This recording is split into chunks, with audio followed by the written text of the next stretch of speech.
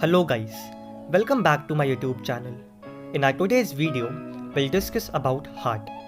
No, not that one which was broken by or forever. We'll discuss about human heart. Well, heart being my favorite organ is one of the most vital organ. It is very easy for you to know about your heart size. Just close your hand. The size of your heart will be equal to the size of your fist. Alright. Let's discuss some important functions of heart. It pumps oxygenated blood to the other body parts. It also pumps hormones and other vital substances to different parts of the body. It receives deoxygenated blood and carry metabolic waste products from the body and pump it to the lungs for its oxygenation. It also helps to maintain the blood pressure of the body. But since good things have the devil's eye, there are many diseases associated with the organ heart. These might be fatal in most of the cases, but rarely they are not fatal. If not treated on time, will definitely reduce the lifespan of the patient, or sometimes it leads to death. One of those diseases is atherosclerosis. Let's try to break the word. It is made up of two words. One is athero, which literally means arteries, and other is sclerosis, which means stiffening of a tissue. Atherosclerosis is a disease in which abnormal deposits of lipids, cholesterol, and some other constituents build up, which leads to coronary artery disease and other cardiovascular problems. I'm sure you didn't understand anything.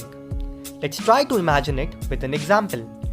Imagine your classroom door and the most fatty guy of your classroom.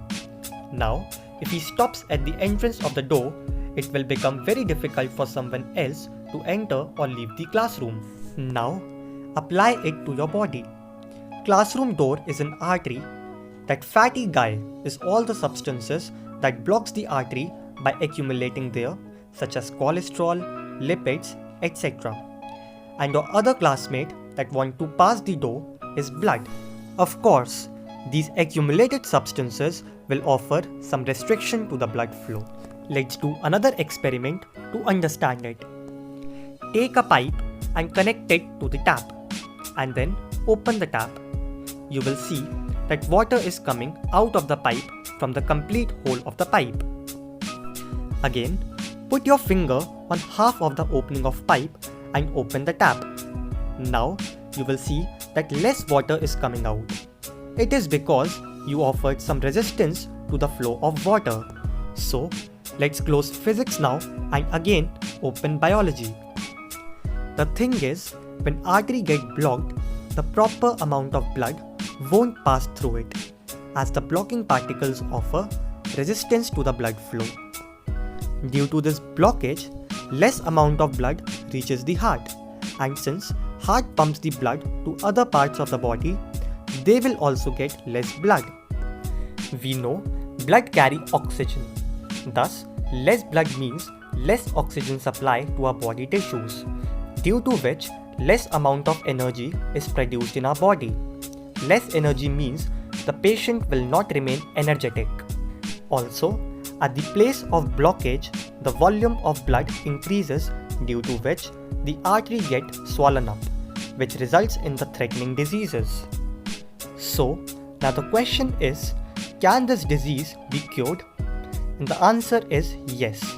This disease requires surgical diagnosis. One of the operation is angioplasty or balloon catheterization.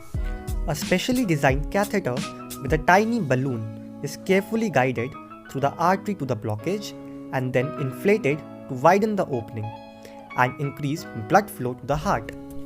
A stent is often placed during the procedure to keep the artery open after the balloon is deflated and removed.